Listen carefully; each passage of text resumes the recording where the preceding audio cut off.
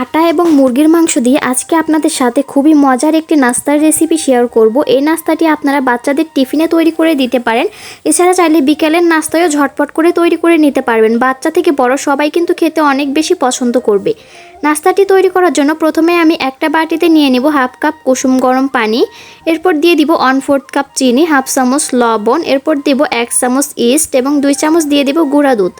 এখন এই সবগুলো উপকরণ ভালোভাবে মিশিয়ে নিব।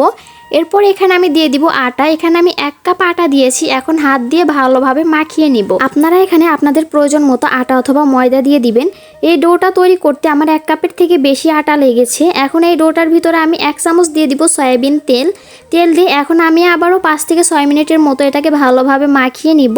এই ডোটা যত ভালোভাবে মাখানো যাবে এই নাস্তাগুলো কিন্তু ততটাই বেশি পারফেক্ট হবে। আমার ডোটা ভালোভাবে মাখিয়ে নেওয়া হয়ে গেছে। এখন এটাকে আমি 2 ঘন্টার জন্য রেস্টে রেখে দিব। আপনাদের হাতে সময় কম থাকলে 1 ঘন্টাও রাখতে পারেন।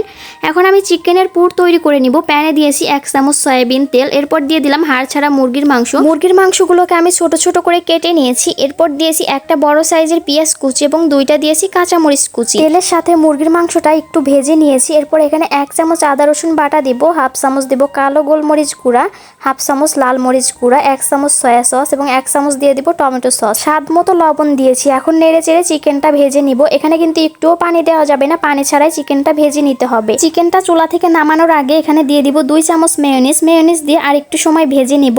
মেয়োনিজ দেওয়ার কারণে এই চিকেনটা খেতে কিন্তু অনেক বেশি মজা লাগে। আমার চিকেনটা ভাজা হয়ে গেছে, এখন চুলা থেকে নামিয়ে নিব। এদিকে আমি যে ডোটা মাখিয়ে রেখেছিলাম, ডোটা কিন্তু অনেক বেশি ফুলে উঠেছে। এখন এটাকে আমি 2 থেকে 3 মিনিটের মতো ভালোভাবে মাখিয়ে নিব। এখন এই ডোটা আমি ছোট ছোট করে ভাগ করে নিব। আমি এখানে 8 ভাগ করে কেটে নিয়েছি। 8টা নাস্তা আমি তৈরি করব। কেটে নেওয়া হয়ে গেছে। এখন এখান থেকে একটা লেচি নিয়ে হাত দিয়ে এইভাবে ঘুরিয়ে ঘুরিয়ে গোল করে নিব। এরপর এই লেচিটা দিয়ে ছোট করে একটা রুটি বেলে নিব। রুটিটা বেলে নেওয়ার পর আগে থেকে ভেজে রাখা চিকেনটা দিয়ে আমি নাস্তাগুলো তৈরি করে নিব। আপনারা দেখতেই পাচ্ছেন আমি কিভাবে নাস্তাটা তৈরি করছি। এভাবে হাত দিয়ে মুড়িয়ে মুড়িয়ে ভালোভাবে মুখটা আটকে দিব। এরপর 2 হাতের ভিতরে নিয়ে একটু গোল করে নিলে আমাদের একটা চিকেন বান তৈরি হয়ে যাবে। আমি সবগুলো চিকেন বান তৈরি করে নিয়েছি। এগুলোকে আমি 10 মিনিটের জন্য রেস্টে রেখেছিলাম। রেস্টে রাখার পর কিন্তু বানগুলো অনেক বেশি ফুলে উঠেছে। এখন এগুলোকে আমি তেলে ভেজে নিব। বানগুলো ভাজার জন্য তেলটা হালকা একটু গরম করে নিয়েছিলাম। এরপর সবগুলো বান দিয়েছি। এখন উল্টে পাল্টে ভেজে নিব। চুলার আঁচ কমিয়ে দিয়ে এই বানগুলো ভাজতে হবে, তা না হলে উপরটা কালার চলে আসবে, ভিতরে কাঁচা থেকে যাবে।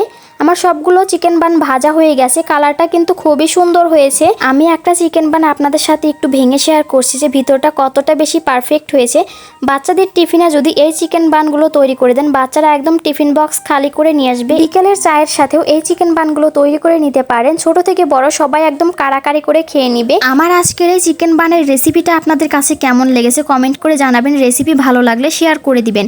আমার রেসিপিটি আপনি ইউটিউব থেকে দেখলে চ্যানেলটি সাবস্ক্রাইব করে দিবেন এবং ফেসবুক থেকে দেখলে ফলো দিয়ে পাশেই থাকবেন। আজকের মতো এখানেই বিদায় নিচ্ছি। ভালো থাকবেন সবাই। আল্লাহ হাফেজ।